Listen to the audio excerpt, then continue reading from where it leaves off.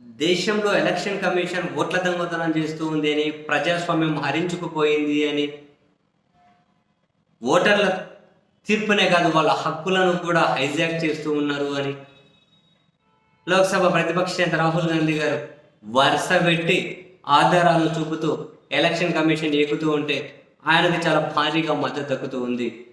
దాన్ని మరొక అడుగు ముందుకేసి జనాన్ని చైతన్యం చేయాలి, దీని మీద జనంలో పెద్ద ఎత్తున చర్చ జరగాలి అని బీహార్లో ఏకంగా 1300 కిలోమీటర్ల యాత్రకు రాహుల్ గాంధీ గారు దిగారు.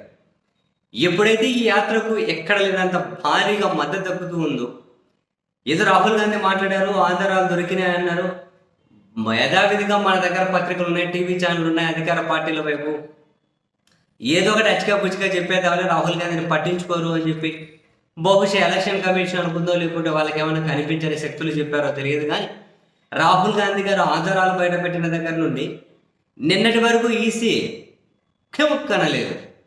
ఎప్పుడైతే రాహుల్ గాంధీ గారికి మద్దతు రోజు రోజుకు పెరుగుతూ పోయాను, ఆయన ఏకంగా క్షేత్రస్థాయిలో ప్రత్యక్ష పోరాటానికి దిగుతూ 1300 కిలోమీటర్ల యాత్రకు బీహార్లో శ్రీకారం చుట్టారు.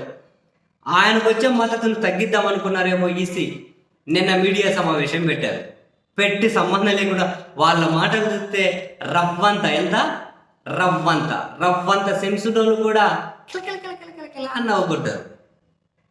రాహుల్ గాంధీ అడిగింది ఏంది, వీళ్ళు మాట్లాడేది ఏంది, దేనికి సమాధానం చెప్పలే. ఈసీ ప్రెస్ మీట్ పెట్టిన తర్వాత వీళ్ళ మీద అనుమానాలు మరింత బలపడ్డాయని చెప్పి చాలా మంది ట్వీట్లు పెట్టారు. వారం రోజులు టైం ఇస్తున్నాం, క్షమాపణలు చెప్పాలి, లేకుంటే ఏదో ప్రమాణ పత్రం ఇవ్వాలి అంటే ఏదో అంటుంది ఈసీ. దాని మీద ఈరోజు మళ్ళీ ఇండియా కూటమికి సంబంధించినటువంటి కీలక నేతలు అన్ని పార్టీల వాళ్ళు దాదాపు ఢిల్లీలోని కాన్స్టిట్యూషన్ క్లబ్లో మీడియా సమావేశం నిర్వహించి డైరెక్ట్గా సంచలన డిమాండ్ చేశారు.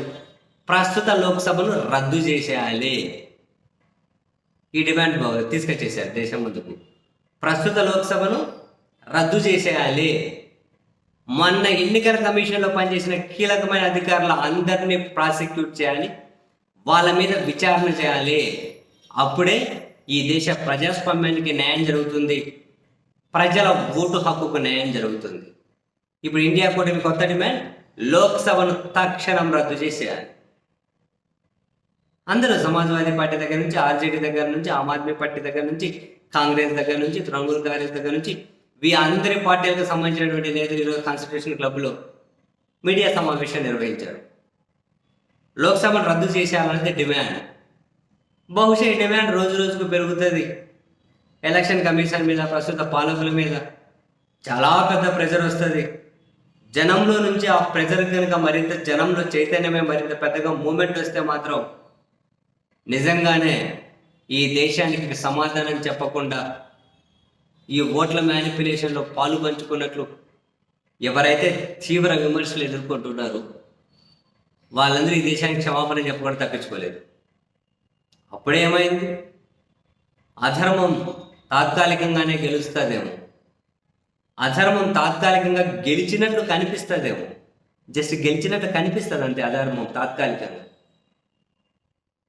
శాశ్వతంగా గెలవదు. సో ఇప్పుడు వీళ్ళు కూడా ఈ రోజు కాకుండా 5 ఏళ్ళ కాకుండా 10 ఏళ్ళకైనా సమాధానం చెప్పే తీరాల్సి ఉంటుంది. అంత ఈజీ కాదు.